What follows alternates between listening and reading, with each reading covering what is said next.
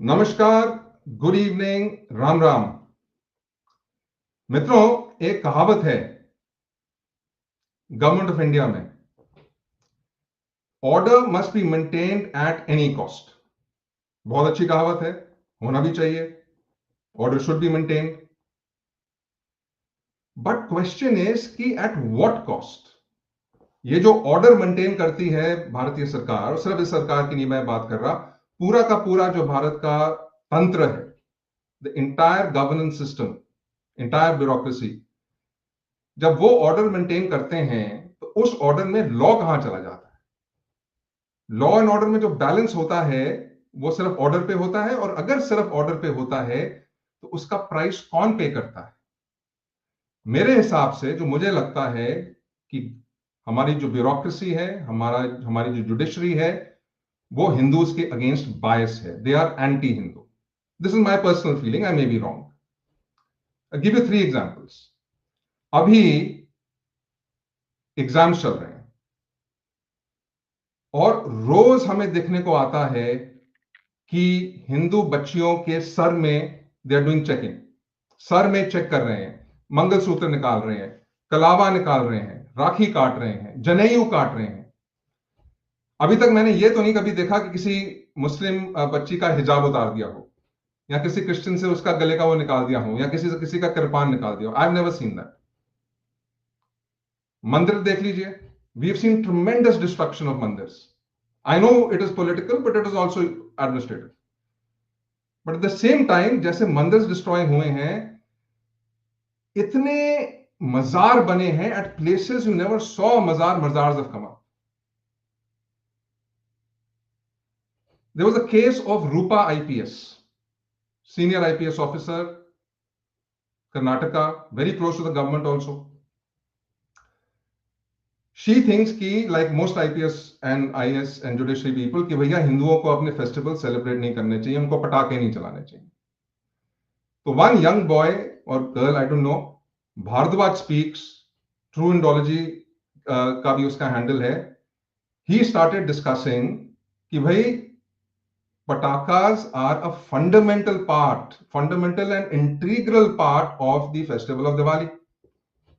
Madam ji को गुस्सा आ गया. She did not like his arguments.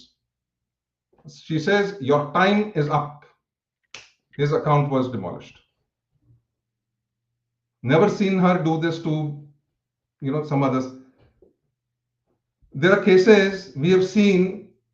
IS की एक डिस्ट्रिक्ट मैजिस्ट्रेट है, हिमाचल काडर, मंदिर में चली जाती हैं, मंदिर पुजारी जी को धमकाती हैं कि भाई पूजा करने का ये तरीका नहीं है, ये तरीका पूजा करने का, कैसे कर सकते हो? मैडम जी को कभी मजार में कभी मॉस्क में जाते तो हमने देखा नहीं होगा। तो ये क्वेश्चन है कि what is this problem with the Indian bureaucracy? Problem है कि नहीं है? शायद ये सिर्फ मेरा परसेप्शन है। और वो एंटी हिंदू है कि नहीं है, और अगर है तो क्यों है? और इसको आंसर करने के लिए हमारे पास आज हैं the best possible person, Shri M Nageshwar Rao, ex director of IPS। Nageshwar Rao ji 1986 के बैच के IPS ऑफिसर हैं।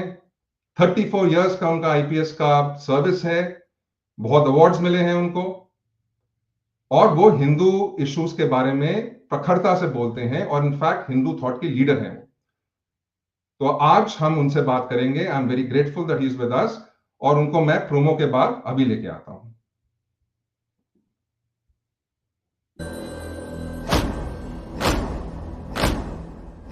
युद्ध, रक्षा, शेयर्स, निवेश, आइए इनकी गहराइयों में जाते हैं।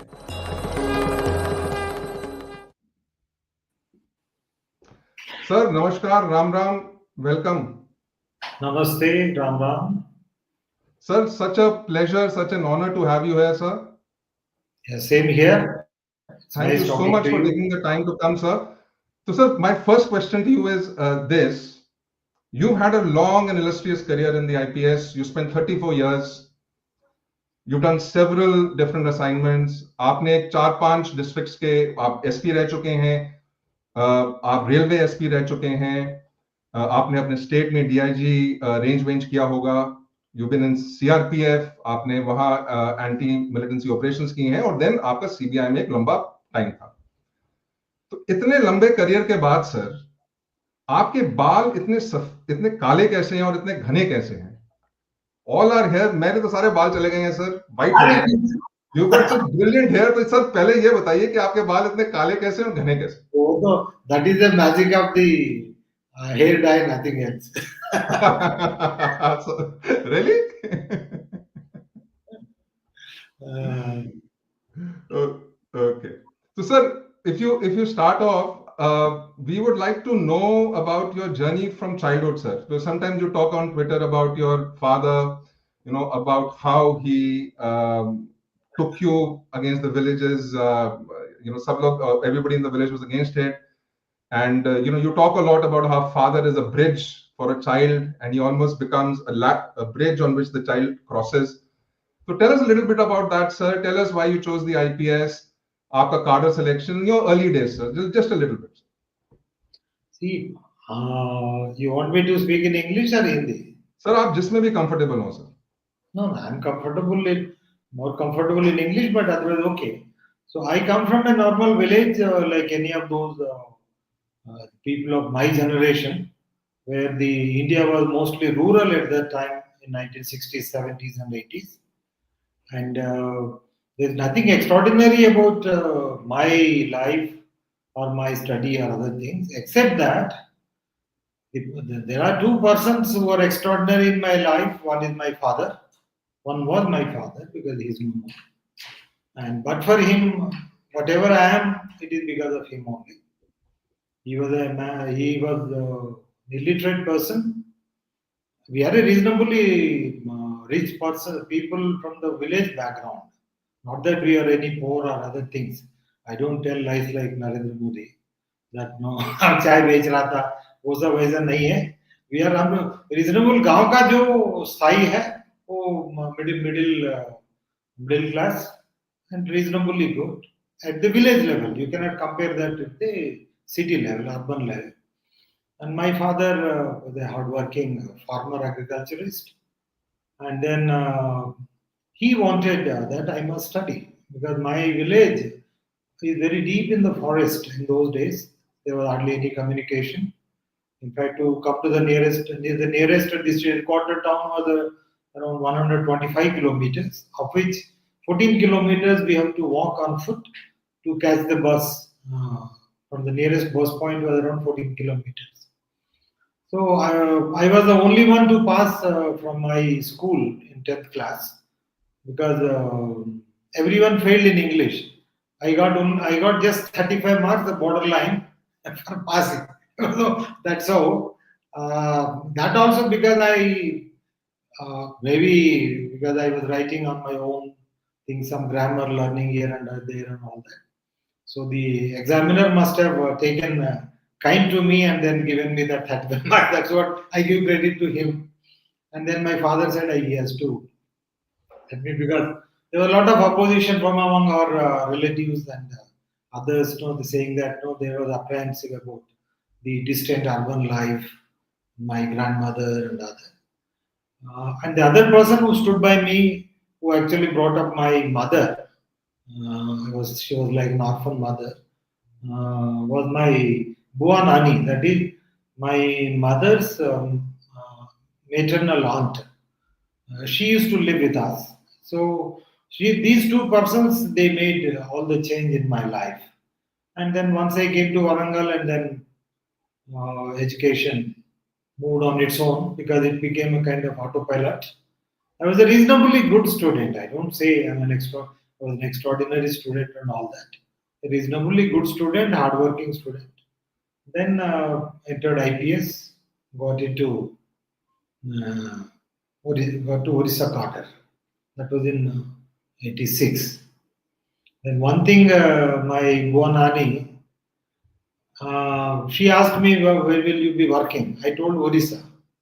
Because they didn't know beyond Andhra Pradesh, nothing much. So then I tried to explain where Orissa and all that. Then suddenly I told Jagannath Puri. Who is it? Puri Jagannath. This is how our civilizational connect. Oh, मैंने पूरा immediately she did like this. वो जगन्नाथ आप तो जगन्नाथ के पास जा रहे हैं, कुछ प्रॉब्लम नहीं होगा, everything will be all right. This is how, without any formal education, all Hindus have been connected, because these our dhams, temples, tirthas, our sacred places. This is a sacred geography. So Odisha is a modern name, or it may be an old name, but the state. But everyone knew, once you say Tirupati, once you say Kasi or Jagannath Puri or Dwaraka, you don't have to tell anything else. Yeah. But another interesting thing also happened sometime in 1993, 92, 93. She was with me in Odisha. And then, since she didn't know any language, the only people who were talking to her, me and my wife, because others didn't know Telugu and she also didn't know any other language. So she was getting bored. So whatever the Telugu video VHS cassettes used to be available in those days. So whatever Telugu cassettes, film cassettes, these 2, 3 we had, and she watched them. Then she expressed her desire that, no, I heard that Ramayana is a very popular serial, I wanted to watch. So get me those VHS cassettes. I said, but that is in Hindi, you don't understand. You know what she said floored me until date. Gives me this. She said, Ramayan देखने के लिए भाषा का क्या आवश्यकता है? बिल्कुल. Now you see, there is a Ram, there is a Sita, there is a Ravan, there is a Lakshman, there is all those characters. These are part of our life. So this is how our civilization has, because that was a kind of great revelation to me. That no, yes, that's true. Actually, to watch Ramayana, you don't require any language. Ramayana itself is a language. Mahabharata itself is a language. So these are some of the things from my personal side. And then, right. Thank you. And so you're taking off from this, as you sometimes say that this is, I think the word you use sometimes is कि meta civilization आप कहते हैं कभी-कभी. Meta identity. Meta identity. और वो meta identity is definitely जो हमारे देवी देवता हैं उनमें लिंक्ड है, और जो हमारे शास्त्र हैं और जो बेसिक कॉन्सेप्ट्स हैं शास्त्र के उसमें लिंक है. तो मुझे ये समझ नहीं आता कि, and I'll ask a direct question, sir, you can answer or you can whatever you want. Why is it कि जो हमारे क्रेम डे ला क्रेम हैं, जो हमारे ब्यूरोक्रेसी के हैं, जो IAS IPS में जाते हैं, ऑल इंडिया सर्विसेज में जाते हैं, आईआरएस में जाते हैं, आईआरएस से इतना फर्क नहीं पड़ता हमें, बिकॉज वो तो सिर्फ टैक्स देखते हैं, तो it's not such a big deal. But police and administration हमारी डेली लाइफ में इंपैक्ट होता है, और सारी policies in fact specially the administrators में. जुडिशरी की भी बात करूंगा मैं. तो वो इतने एंटी हिंदू क्यों हैं, या हैं क्या एंटी हिंदू? मैं आपको थोड़े एग्जांपल्स देता हूं सर, मैं थोड़े तो पहले दे दिए थे, आई गिव यू सम मोर. मैंने इतने केसेस देखे हैं sir, I have seen so many cases of on media the junior most tehsildar, ठीक है, मतलब with all due respect, nobody, but tehsildar, SDO who's not even from probably from state cadre, SDO, and then वो जो IS वाला young chap, mental state सबका same, whether they are coming from class B service or A service, mental thing is still the same. You can enter a मंदिर wearing shoes, आप जूते डाल के मंदिर में जा सकते हो, पुजारी को धमका सकते हो, ये नहीं करना, this is not the way to do it, this is the way to, how dare you. पर आप मॉस्क में कभी नहीं जाओगे, चर्च में कभी नहीं जाओगे कुछ बोलने के लिए. Number 1.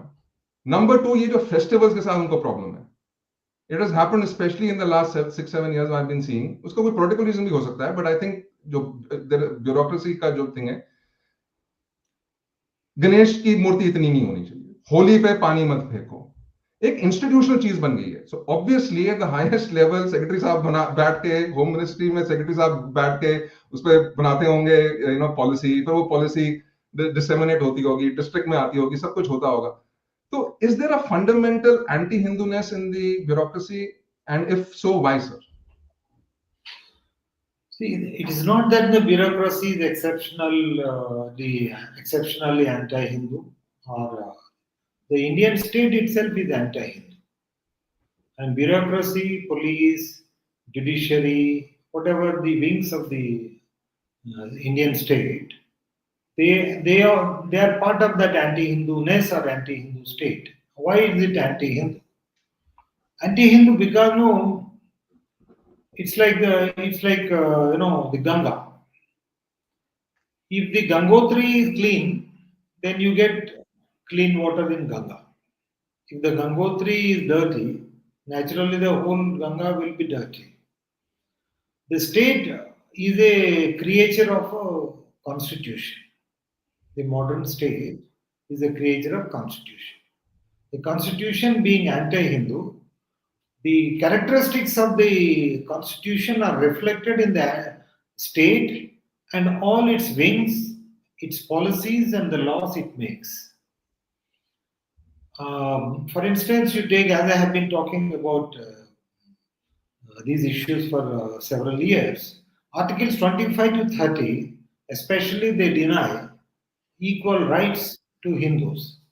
When the constitution, the prime or basic document that is meant to govern the country itself doctrinally discriminates Hindus and relegates Hindus to the second class status. Naturally, its wings also behave in the same way. So, Hindus do not have equal rights as far as the religious issues are concerned. You take the case of temples, they are under government control, whereas the masjid and churches are not under government control. As you said, when the temple is under the control of the local tahsildar, sub-collector or the executive officer of the endowment department or the politician or the government appointed political committee, naturally they think that it is another extension of their office. Whereas the church and masjid, they are not under the government. So since they are outside his purview, so therefore he treats them with respect. So it's like no church, the temple and the temple pujaris and all dharmacharyas, mathas and everyone, they are under the government control. So they become the subordinate to the government. So you treat the temples and its functionaries the way you treat your subordinates. You don't. A person who goes to a subordinate office will not remove his chappals. He will not give respect to anyone. He goes like a boss there. So the person who the government officials and the politicians, they also go enter the temple like bosses. They don't go there as a kind of devotees to seek divine blessing or that kind of thing.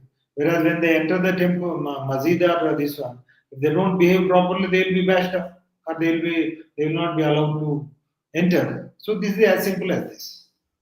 So beyond this, there are people who individually who treat the pujaris differently.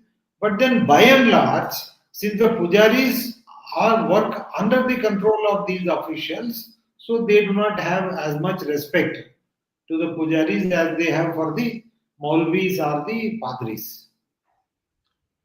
But sir, there are 2 points here, if I may, मैं आपसे पूछूंगा sir.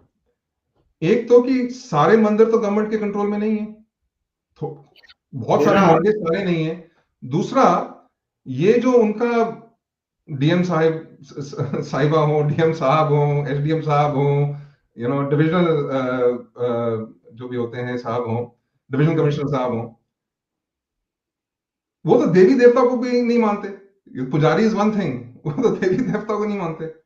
You see, there are about 7 lakh temples roughly on estimate, which includes any place or a thing that is revered as a temple, be it a tree or be it some kind of a natural formation or other things, or a constructed structure. Out of these 7 lakh temples in the country, from Kashmir to Kanyakumari and then Somnath to Imphal, more than 2 lakh temples are under the government control with varying degrees of control. Suppose in southern states, the control is more proximate, whereas in northern and other states, it is a little less proximate. But nonetheless, control is, they are under control. And which are these temples? All prominent temples. Only those temples which do not have any income or which are not prominent, which do not have any assets, they are not under the government control. So, and once these pujaris as a class are under the control of the government and the government officials, naturally the same behavior extends to the pujaris in other temples also which are not under government control. But those temples are very small, and being small without resources, they have no means or they have no ability to resist or stand up to the high-handed behavior of the government officials or the politicians. So this is the one. Regarding the people not reverential to the deities, I do not think that is so. If the officer, irrespective of the service, if the officer is an atheist, he will be irreverent to the deity. But if someone who is not an atheist, who is a Hindu and practicing Hindu, he definitely be reverential. So you cannot say that everyone is like that. Thank you, sir. So I'll ask you another question, sir, if you don't mind. Yeah. What percentage? So you said that if an officer is atheist, अगर एक officer नास्तिक हैं, तो वो Hindu deity को नहीं करते, but वही नास्तिक ऑफिसर मजार और चर्च को कैसे बिहेव करता है, नंबर वन. और नंबर टू, ब्रॉडली स्पीकिंग, मतलब आपका एस्टिमेट क्या होगा कि कितने ऑफिसर नास्तिक होंगे और कितने ऑफिसर प्रैक्टिसिंग हिंदू होंगे?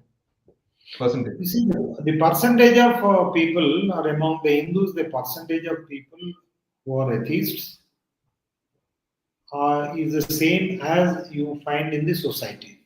Because civil service or any service for that matter, whether civil or military service, it actually represents the society's beliefs and society's norms. So if so I find that in the Hindu society, as of now, anywhere up to 30% are atheists, and around 70% are people who are not pro-Hindu, but they are Hindu in private life, but definitely not pro-Hindu, in the sense that they try to protect the Hindu interests. So the same percentage gets reflected in government service also. Among politicians also it gets reflected. As regards their differential behavior to in mazars or masjids and all that, there is a beautiful saying in Sanskrit, dharmasya moolam balam. That means the strength is the foundation of dharma, not the weakness. Now, Hindu society is weakened mentally, intellectually, physically, and in every which way. So, therefore, nobody bothers for Hindu things Hindu.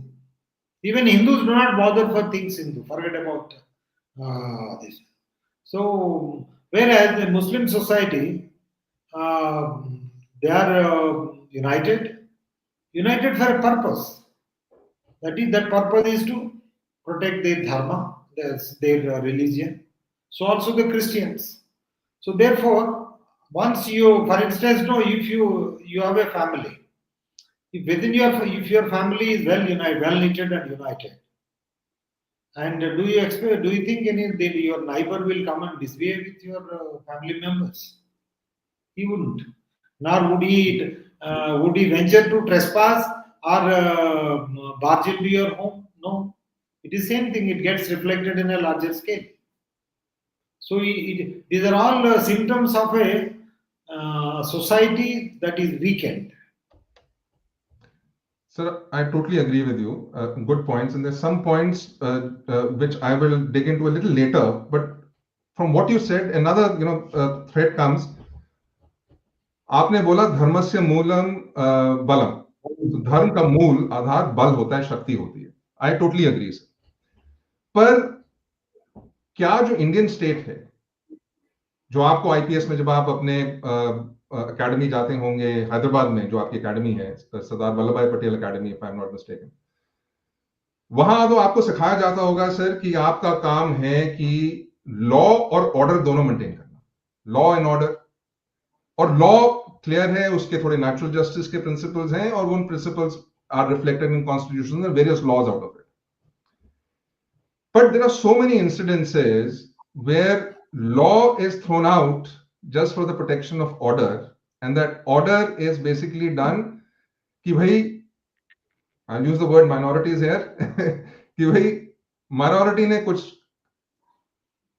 बहुत serious चीज की जो जिसने order को तोड़ा, Hindus ने उसको defend करने की कोशिश की, police instead of treating the problem and restoring law, उनका फोकस होता है कि भाई ऑर्डर रिस्टोर कर दो, दोनों पार्टीज को इक्वली देखो। मैं एग्जांपल देता हूं सर, आपके एक बैचमेट है, won't take a name, but he is retired as additional chief secretary. उन्होंने बहुत बार स्टेटमेंट दी है, and I am sure it is true, कि जब वो एसडीएम थे, when he was an SDM, there was a right, some incident, और उस इंसिडेंट में the fault was clearly on the minority community, जिसको गवर्नमेंट में सम कम्युनिटी कहा जाता है। they never say which community, a community, और नाम नहीं देंगे कभी। तो ही ऑथराइज द पुलिस कि भैया आपने जो एक्शन लेना है एज पर लॉ आप लीजिए। एक्शन हुआ, उनके सीनियर्स ने उनको बोला कि भैया आपने दूसरी कम्युनिटी पे, हिंदूज पे क्यों नहीं एक्शन लिया? तो उन्होंने बोला गलती नहीं थी उनकी, and apparently because of that then issues happened with them. And this एक बात नहीं है सर, ये this is across the case. I can give you 100 examples of this, you would know this much better than me. तो what is this कि ठीक है बल नहीं है हमारे पास, but why are we not even given equal rights under law? Temples को छोड़ दीजिए, सबको छोड़ दीजिए, but just for survival, वो क्यों होता है? See, these are the problems in a heterogeneous multi-religious society, which is not peculiar to India, though these issues get more pronounced in India because of the majority community Hindus being denied the equal constitutional rights. This is happening so in Europe, this is happening this way. See, a determined minority always will have its way rather than an amorphous majority. So this is the rule of the society, is the rule of jungle basically. For instance, you see there one lion or one tiger or a group of 3-4 jackals, they can chase a herd of deers or other things. So this is the typical problem of multi-religious heterogeneous society. Then secondly, as you have said, whether it is law or order or law and order.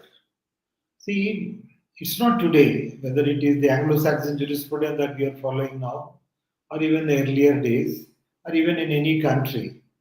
The fundamental duty of the law enforcement agency is to restore order. Law enforcement is to restore order, not enforcement of law. No.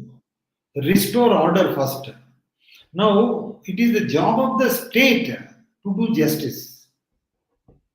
So, for instance, you take the case of a police station Thanedar. He is not there to solve the problems of people there. He is to maintain peace.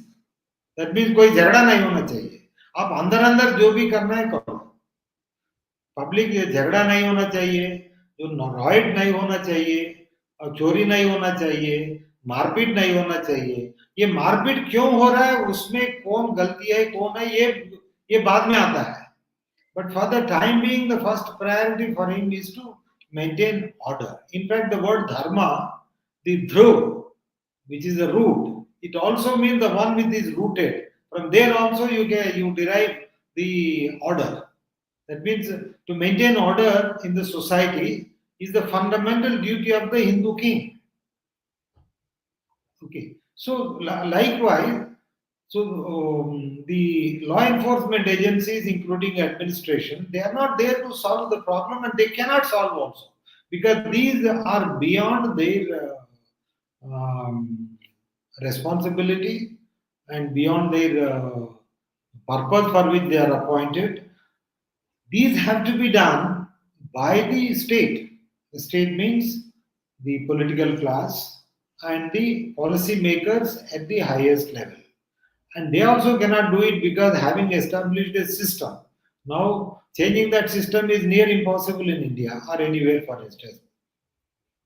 You can't change the constitution outright. You can make small changes, but then since they are also uh, governed by what is called electoral considerations. Now, their tenure is short, very short, 5 years. In 5 years, what you can do? The first 1 year goes in settling down 6 months. Last 1 year is again campaigning for the next election. So they have 3 to 3.5 years clearly. And during this time, they cannot afford to antagonize any group, whichever group it may be, whether it is a caste group or a religion group and all that. So therefore, this is a fundamental, this is an inherent, inbuilt problem in a multi-religious, heterogeneous, electoral, democratic country. Whether it is in India or in UK or in France or in some other countries. So therefore, what is required is the solution to your this one is it is reimagining the governance that is required.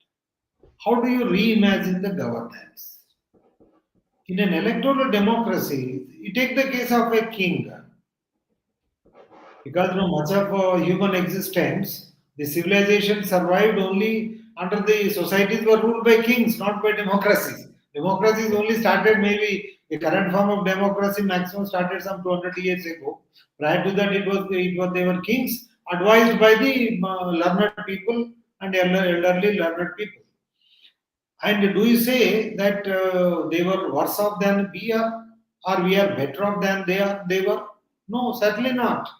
Though we may be having more comforts and then physical and material resources and all that, but that has nothing to do with democracy. That has that has everything to do with the scientific and technological development, which is independent of the democracy, political democracy. So what is required is how do you reimagine the governance to restore this balance in this? In a heterogeneous society, the electoral democracy always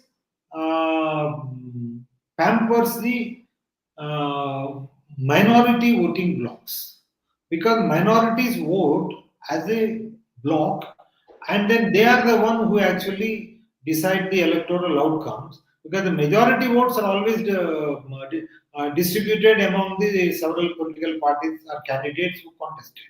Suppose if there is in fact there was some kind of a example given, but then I do not go here because it will take a lot of time. So in fact yesterday only I sent one article on this reimagining governance.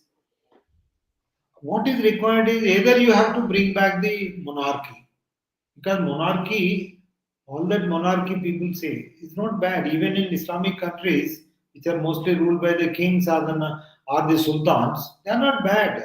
They are not. We may think that no, they are bad, but I don't think.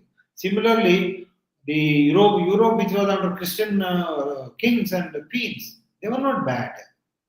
And in Hindu India, which was ruled by kings, we were not bad. So like this, so the monarchs, in fact, no, they were less corrupt also because once you are a king, you know that you are there for lifelong. So you don't indulge in corruption because you don't have to save money or you don't have to earn money to fight election.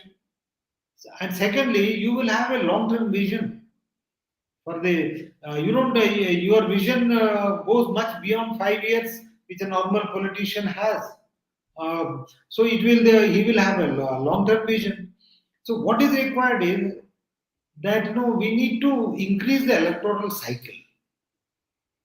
In the sense, you cannot revive monarchies. That's not possible. However, one may wish, it's not possible. So what can be done? In fact, I just gave some tentative this one. Now let's say take the case of India. There was Manmohan Singh for 10 years. There is Modi for 11 years. Do you find any difference in the governance? Frankly, I think it has deteriorated significantly. Beg pardon? Frankly, I think governance in the last 11 years has deteriorated significantly Yes. because So, this breakdown, and I'm coming back to this, Udesh, this capture of order and a jihadi order, I'll say it openly, a jihadi order over law, I have not seen in any previous government at such a large scale. yes, yes. So the point is that irrespective of the person who is coming, whether as a prime minister, he can make, or a chief minister, he can make only marginal difference to the system, and that marginal difference could be plus or minus. In fact, minus marginal difference, he can do more. He can cause a lot of deterioration rather than improving. So that means basically the system is in place. Individual, it's like the driver and the road and the destination. All three are same. You are simply changing the driver or at best a vehicle, but you are going on the same road to the same destination. So therefore, whether one person, take the case of Manmohan Singh or even Modi today, let us because he is the prime minister. Suppose let's say that our constitution is amended and Modi will be prime minister for 25 years. Now, do you think he will do all these bad things that he is doing? At least no, he will not, because as a human, because there is something called a human nature that okay, I have 25 years, ठीक है मेरा election वो 20 साल के बाद देखूंगा उस समय तक तो whether I will have age or other things to do it, but let me do something so that I will be remembered after I leave. So this is the normal human tendency to leave something good which would be remembered by him, by the people, and the posterity. That is why all our kings or all the kings of the Europe or the Islam or the sultans of the Islamic countries and all that, they do some of these good things, keeping that in view only. Now with Modi having has to face election every 5 years, now he has to pamper every Tom, Dick and Harry. So also every political party, whether it is in India or in UK or in some other country. So why not increase the electoral cycle? I say 25 years, let it be 10 years, let it be 15 years, so that the damage that is being caused to this law and order, the governance, and the development can be minimized. I'm not saying it will be completely eliminated because elimination is just not possible. So it can be minimized. So this is what I feel. So it's a larger issue, the law and order. In fact, I keep saying, as there is still one French prime minister. I forgot his name. He said, in fact, I paraphrase that he's saying. He said, "War is a too serious a business to be left in the hands of generals." He said. This is very common. It was the French prime minister, not Winston Churchill, which is wrongly attributed to him. It was the French prime minister. Then I say that law and order is too serious a business to be left in the hands of policemen. Absolutely. Or police officers, because it is the primary job of the state. Yeah. The purpose of the state is to protect and protect life and property of people. Exactly. If you put the king's duty in one line or the government duty in one line, it is to protect the life and property of the people. Correct. Making roads, providing health services, and all these things, they are peripheral. Absolutely. That's not the core job of the government or the king. That protection includes both internal protection and external protection. So that's the thing. Great point, sir. Again, there's so much to dig into and unpack, and I will do that. But from here, I just want to just take it slightly to another part. ये जो हमारा state है, इसके एक अंक की तो हमने बात की, पुलिस की, and I wanted to get into training and all that. वो छोड़ेंगे because we are talking much larger. कभी और मौका मिला, सर, अवसर मिला तो I certainly would like to go into training and all that. Judiciary, sir. अभी जुडिशरी के पास तो सर कोई इलेक्टोरल साइकिल नहीं होता, तो वो इतने मतलब उनकी जजमेंट्स इतनी क्यों बायस होती है? मैं आपको एग्जांपल्स देता हूं, कितने देखे हमने। हिंदू फैमिली लॉ की बात करिए सर, आपने इस पे कितना बात किया? जब हिंदू फैमिली लॉ की बात आती है and just normal laws of nature, अभी रिसेंटली कहती है भाई एक लड़की है, एक महिला है, she is been impregnated by someone else, she is married woman है, having an affair with someone else, उस अफेयर से एक बच्चा होता है and it is the husband's job to maintain that बच्चा. Now, if the same thing happens with a minority woman, will the same Supreme Court justice give the same view? So I am just trying to understand, sir. I'm just trying to understand कि where is this fundamental problem? ये हमारे education system में है कि हम बचपन से ऐसे सिखाते हैं? कहाँ है ये प्रॉब्लम कि every department, when they look at an issue, they don't look at it neutralized, they look at it with anti-Hindu eyes. That is what my view is. I don't say it is. It's a reflection again of the society. You know, Hindus, particularly the modern Hindus, have handed over their education to Christian missionaries and Marxists and mullahs. Then they handed over their security to the state. So, as a result, what is happening is our parents, even our parents also, it has become like that. We are more interested in what is going into the tummy of our children rather than what is going into his brain, his mind. Now, if you see, just check with every parents what they are bothered. वो पूछेगा, अरे तुम खाया क्या है? ठीक समय खाया? ये लंच पैक ले लो, ये जाओ. And then they will teach the whatever the school is teaching, but they would not question what the school is teaching or what the syllabus is there. So in other words, we become what we read, not what we eat. And Hindus are more interested in feeding their children rather than in feeding the minds of their children. So, by every successive generation, we are more and more producing deracinated Hindu in name only, Hinus.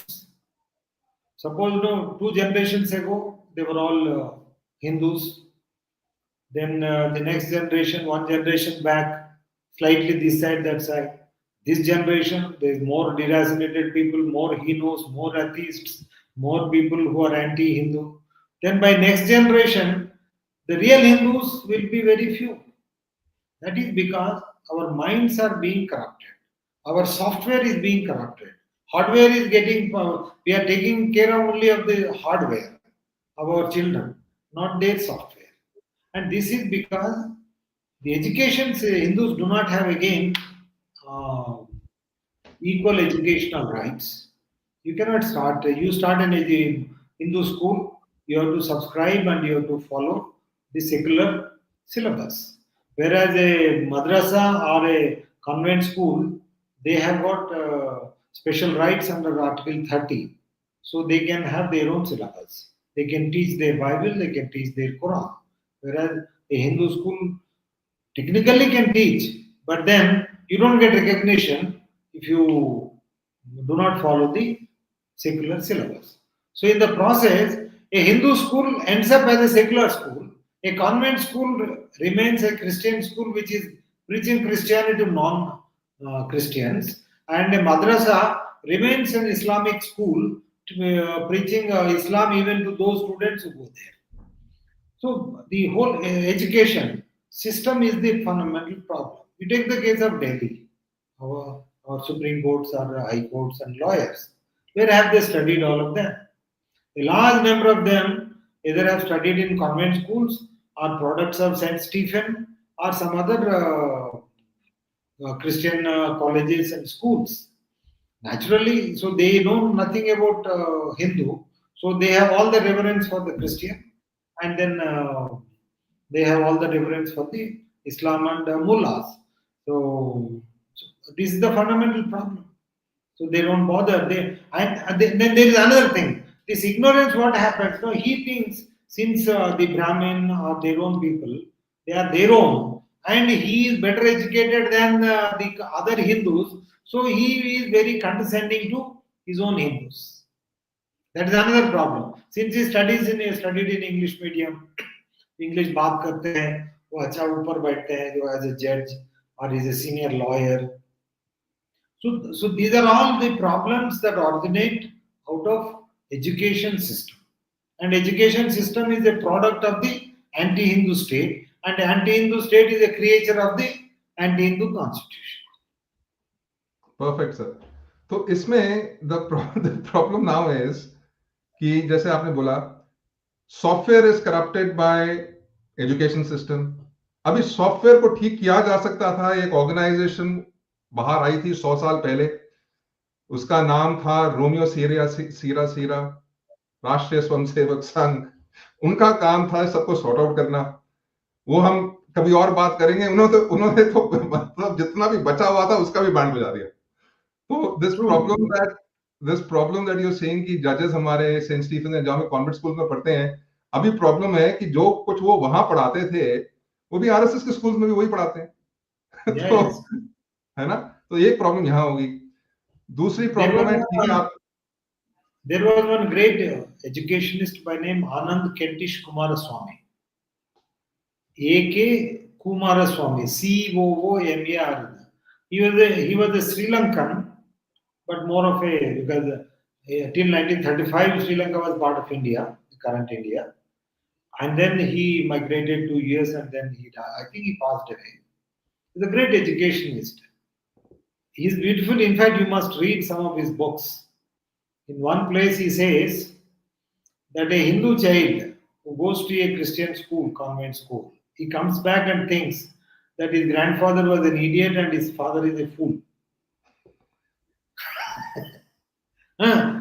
So now the advocates and then all these judges, some of them who have studied from the Christian missionaries and other schools, they have the same condescending attitude, very low concern or attitude towards the rest of Hindus. So it's a reflection of that. So sir, there's so much of problems. One is software. The other thing you said, that state is basically the law of the jungle. The job of the police, as you said, is to restore order. So now if it is the law of the jungle, then it means that the majority, if they're not giving equal rights to the state, should form अपना एक strength बनाएं, balam, dharmasya moolam balam, make their own balam to protect themselves for self-defense, because the state is not giving them equal rights. Now that has not happened because of various reasons. Again, sir, kabhi hum baat karenge. We'll talk about street power and all that. Now you have recently written a book. यहाँ आप लिख रहे हैं, sir.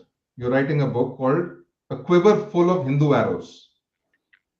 Quiver Full of Hindu Arrows. की तर्कश में Hindu arrows हैं, Hindu बाण हैं. So tell us a little bit about that, sir. Usme, are you giving a solution to these problems? The software problem, the balam problem, the access problem. What is it about, sir? Kya hai? Wo thoda, if whatever you can tell us. Yeah, that's an anthology, not a book in the sense. Though we can call anthology is also a book, but the running theme is about Hindu civilization only. These are essentially revised versions of my articles published or my ideas shared over a period of time. The solution I propose is that in multi-religious heterogeneous society, the non-Abrahamic religion, survival of non-Abrahamic religions is impossible. Because Abrahamic religion, that is Christianity and Islam, by their very DNA, by their very nature, they are non-vegetarian. Because their survival is in eating means not in physical terms, in eating other religions. And if they cannot eat, they will have no food to survive. And we, the non-Abrahamic religions like Hinduism or Hindutva, I call Hindutva, Jains, Sikhs, Buddhists, pagans, and all those, They are the fodder for these people.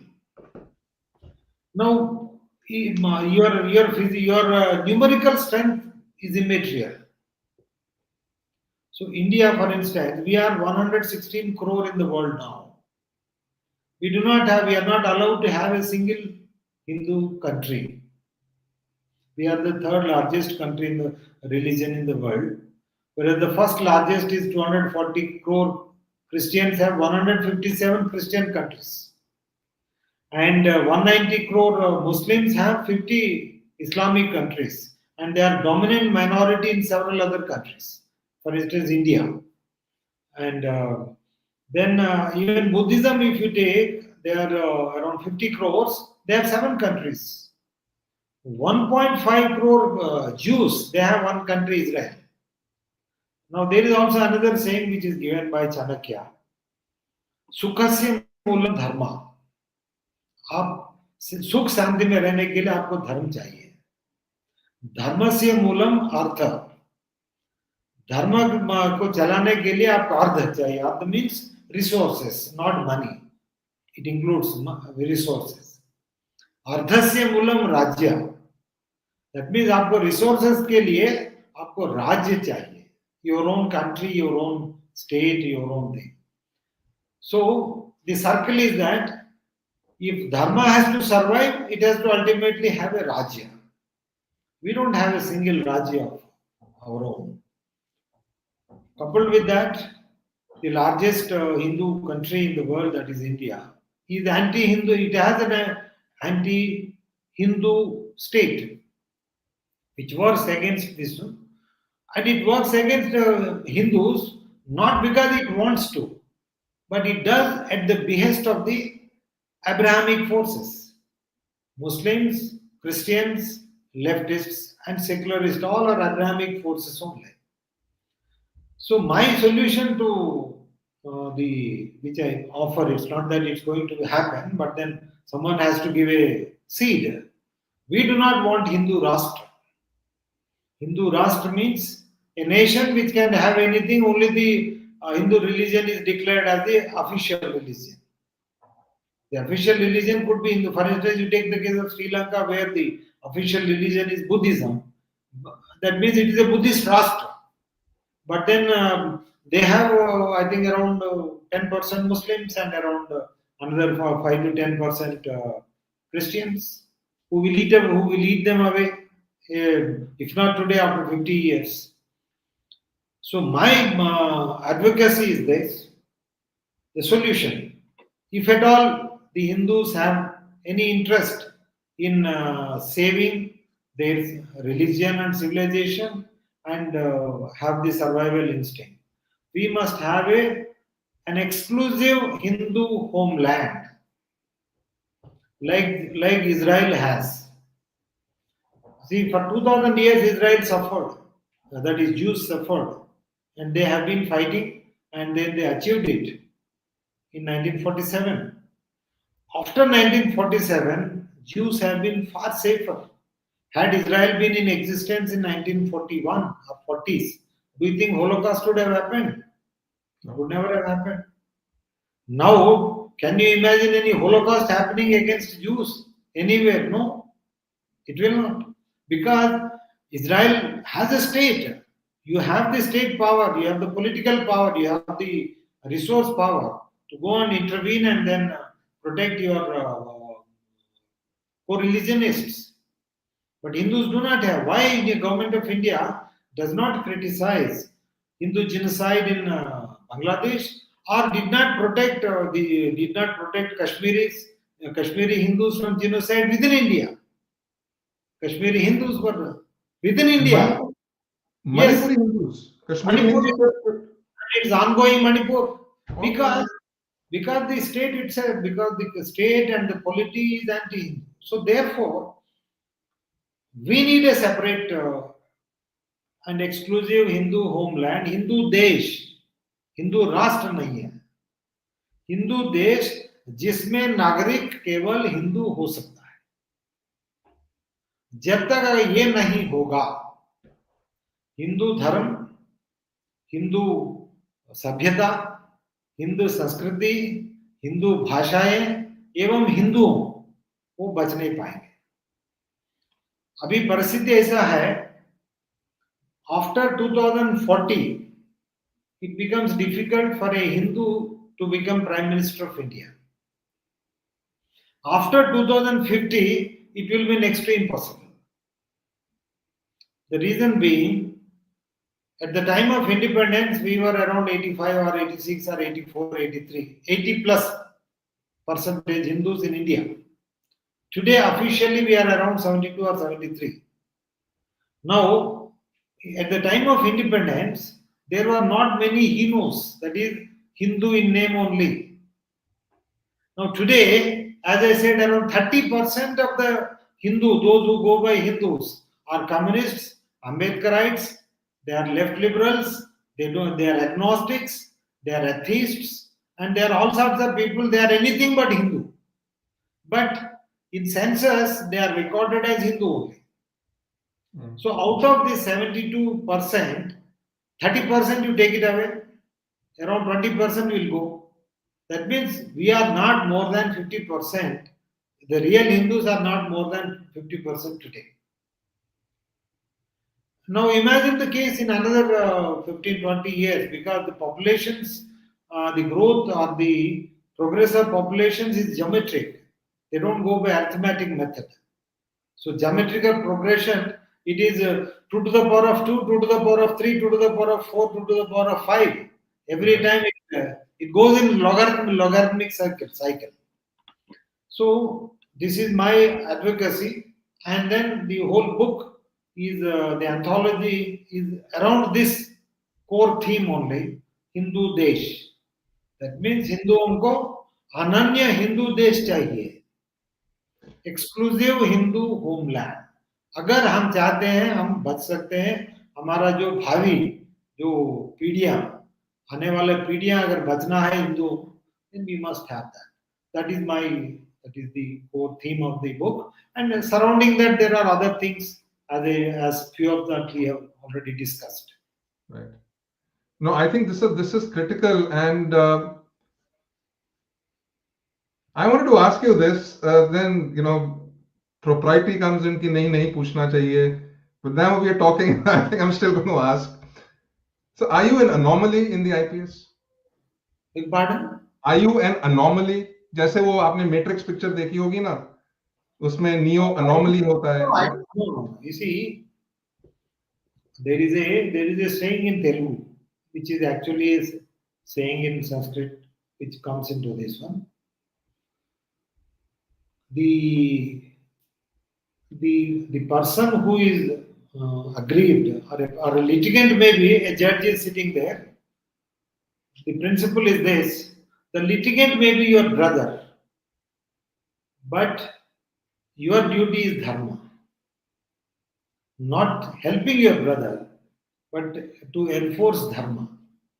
So, when I was in service, I used to go. You see, Hindus don't require any favor because truth is on our side.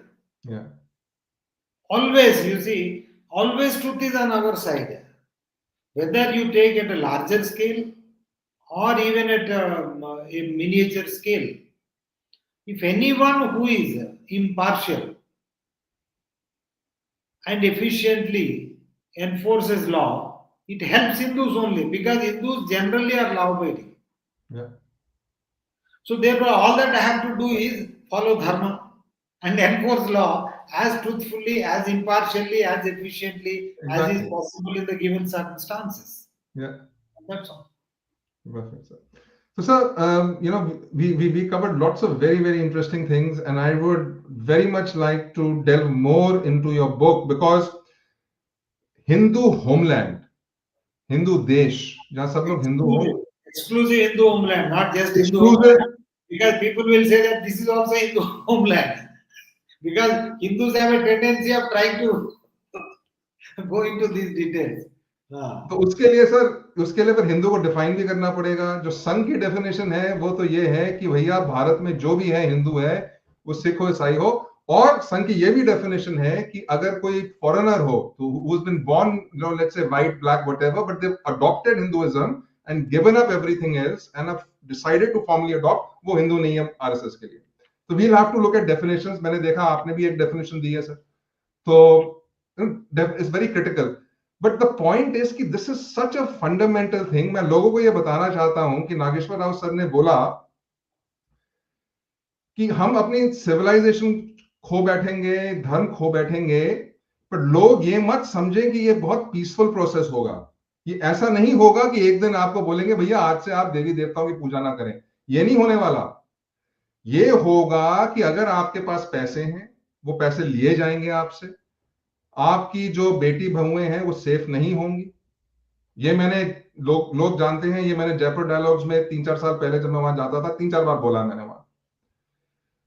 तो ये जो process होने वाला है, ये कोई peaceful process नहीं होने वाला कि कोई अमॉर्फस सिविलाइजेशन चली गई, कोई अमॉर्फस धर्म चला गया, कोई थ्योरेटिकल चीज चली गई. आपके घर में अंदर आकर आपको प्रॉब्लम होने वाली है, existential problem.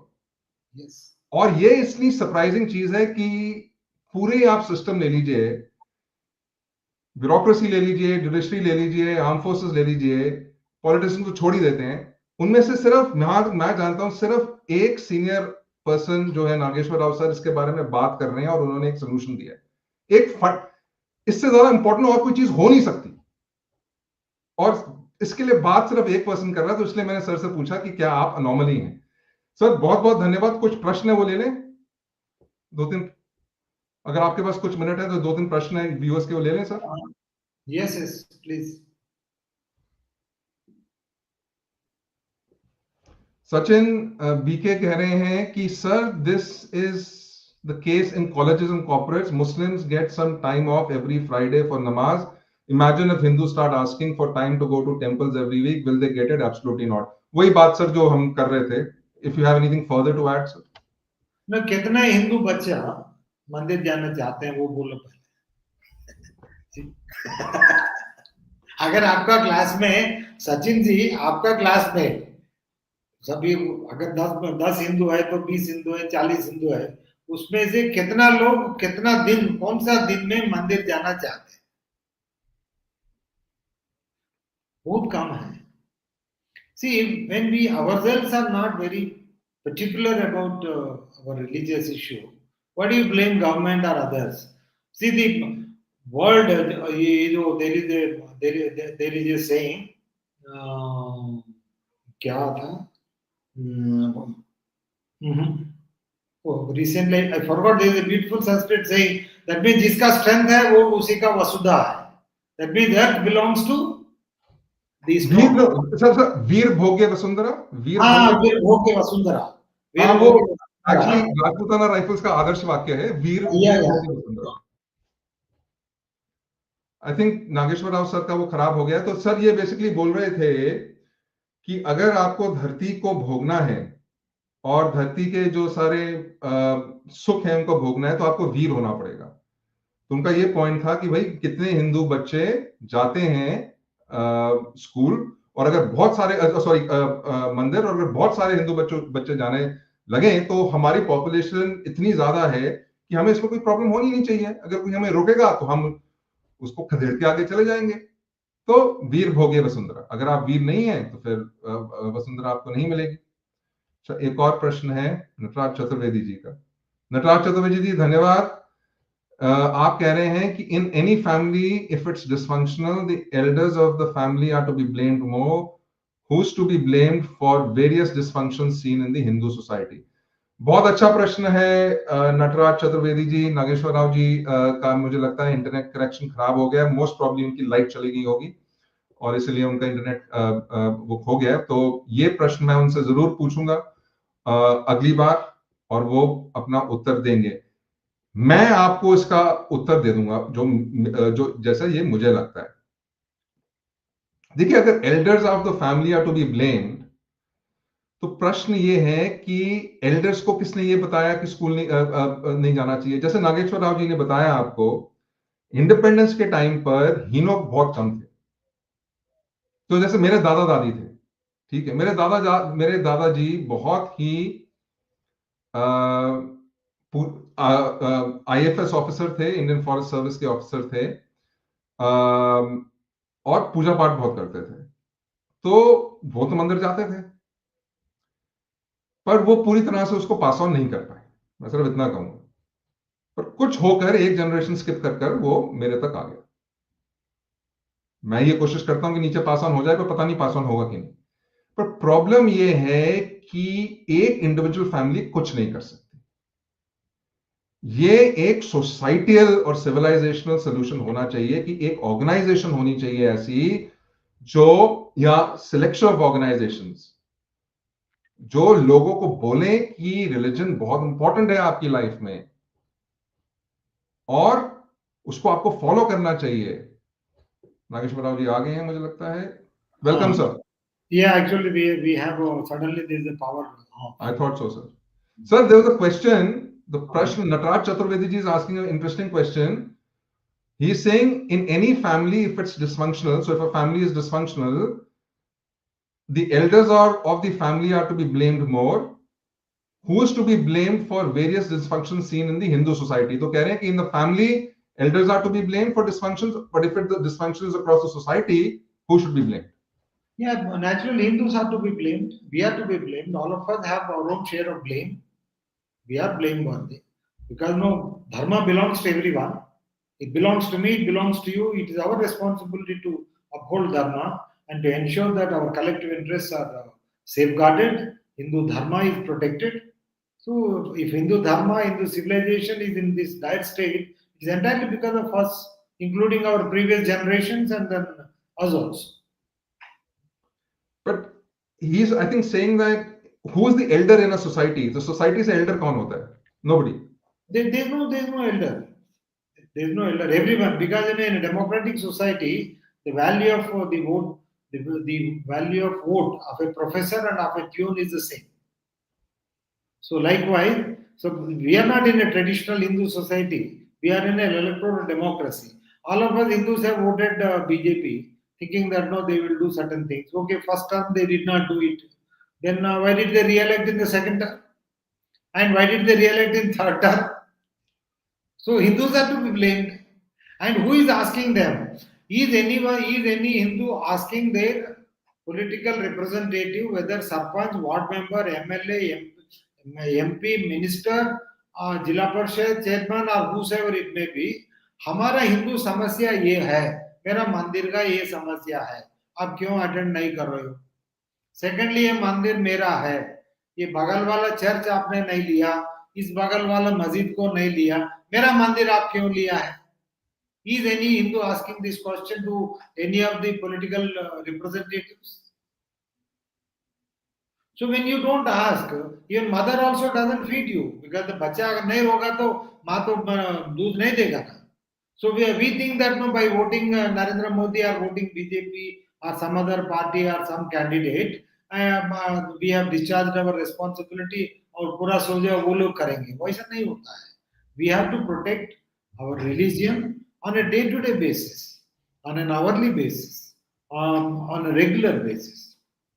Only then Hindu. Suppose you take the case of Muslims or Christians, every small intrusion by the state into their affair, they will immediately question, and they will all come out on the street. And Muslim Christians को पूरा वो mass organize करेगा. Then they start writing. Now you take the case of Hindu. अगर हिंदू पुजारी को पिटाई होता है, how many Hindus are coming out in support of him? उसके पास आशीर्वाद लेने के लिए जाता है. हाँ, मैं स्कूल जा रहा हूँ, मुझे आशीर्वाद दीजिए. नहीं, सॉरी, मेरा एग्जाम है, आशीर्वाद दे दो. मेरा ये है, आशीर्वाद दे दो. मगर जब वो समस्या में है, कितना लोग हिंदू उधर जा रहे हैं. So our civilization is like this because of our utter indifference to our Hindu religion.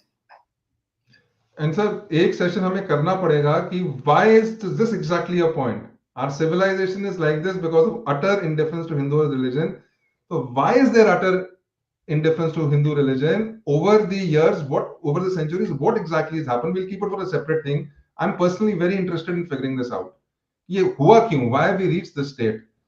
तो ये करेंगे. सर, लास्ट क्वेश्चन जाने से पहले सर, जब आपका लाइट गया तो आप वीर भोगे वसुंधरा के बारे में बात कर रहे थे.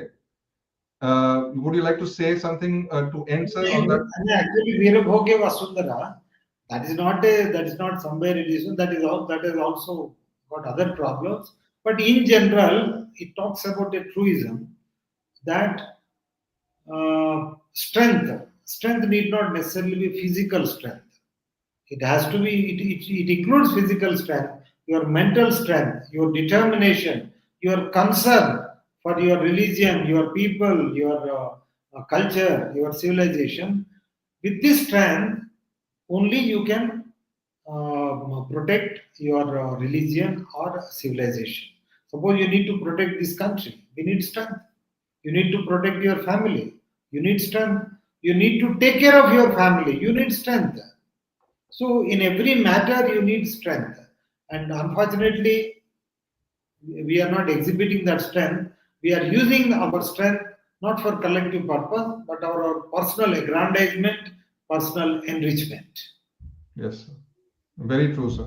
Sir, I think मुझे लगता है कि Hindu society and all of us, I'd say this openly, sir, मेरा कोई इसमें reason नहीं है. I genuinely feel that we all owe you a debt of gratitude. Ki you are talking about these things. I know you're talking about it for yourself. You are one of us. But I have not seen any other senior person do this. And I personally find it extremely enlightening. Or I think, at least on my behalf, we owe you a debt of gratitude, sir. And may Bhagavati bless you. I know you're a Krishna Bhakt. So may Bhagwan Shri Krishna bless you. Thank you, Akshayji, and for inviting me and for giving me opportunity to share my thoughts with you and through you to the Hindu audience, whosoever is watching and whosoever will watch in the future. And may your channel grow big and then become more popular so that you can convey these Hindu issues to more and more Hindus so that it gets people recognize the gravity of the issue and act.